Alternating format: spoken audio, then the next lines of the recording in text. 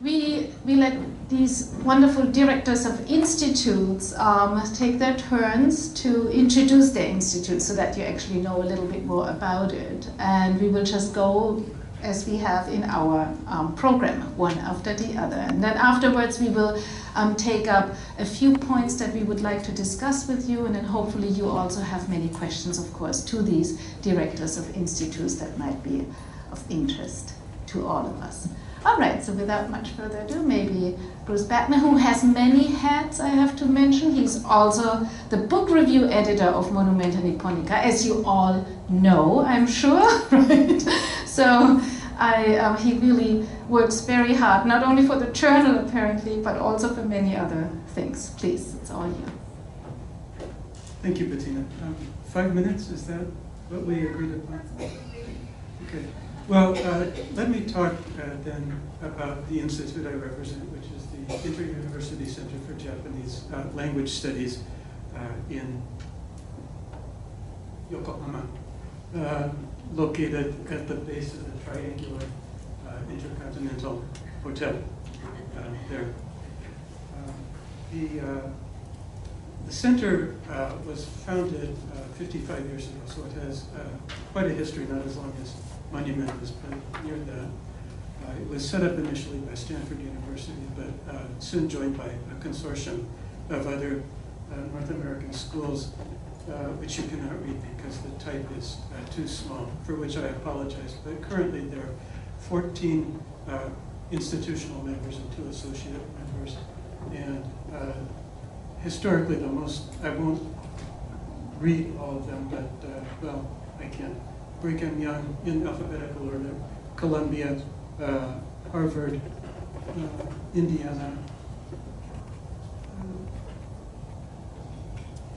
Princeton, Stanford, British Columbia, UC Berkeley, UCLA, Chicago, Hawaii, Michigan, and Yale. And then there are other members that have come in and come out over the years. We get our funding from a number of sources. The member universities pay dues, which are not enough to support the center. We also have indirect support from mostly the city of Yokohama is the most important beneficiary there. Students are funded from a wide variety of foundations. Nippon Foundation, Blakemore Foundation, Toshizo Watanabe Foundation, several other Japanese and foreign foundations on the left there, and more continuing on the right.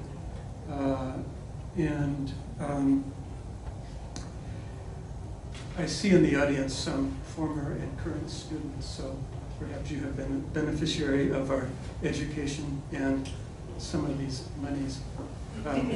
The students, the mission of the center is to give students the skills in Japanese language they need for professional purposes, whether they be academic purposes or other. And so we teach high, intermediate, and advanced Japanese.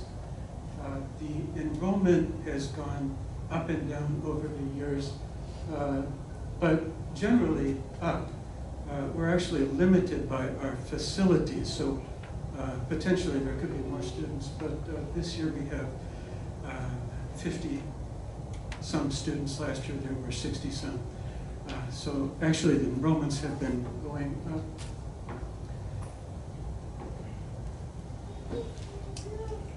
Okay, how do I fix this? We'll do that. Okay, next slide. Okay, I'm sorry, the type is small, but this shows the breakdown of students. About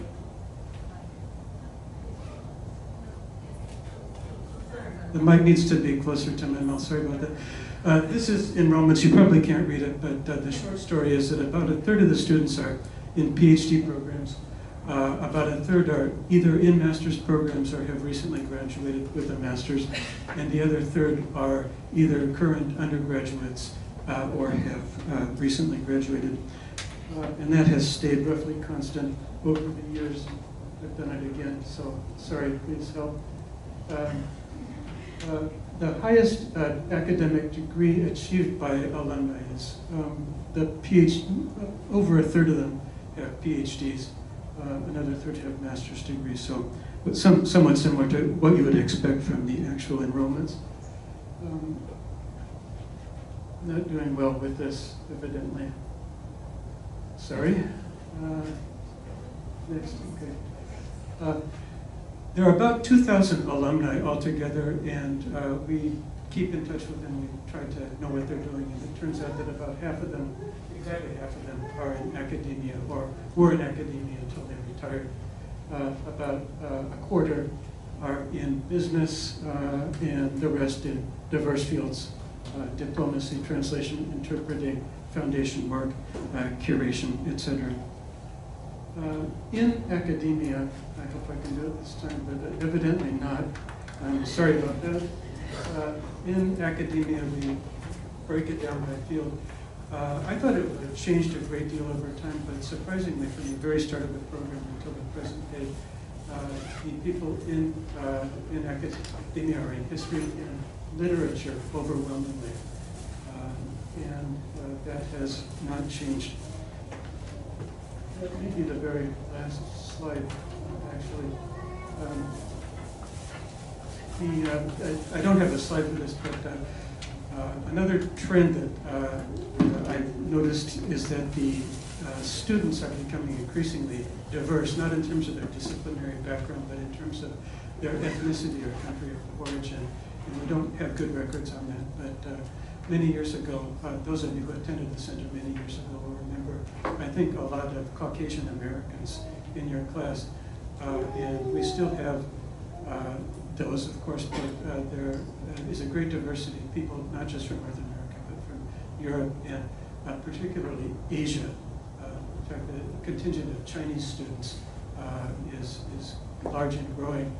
Most of them come from the member institutions, so they don't come directly from China, but they come from graduate programs in the United States. And I think I probably spent about 5 minutes, so that's sort of an overview of the Inter-University Center, and I can talk more about that.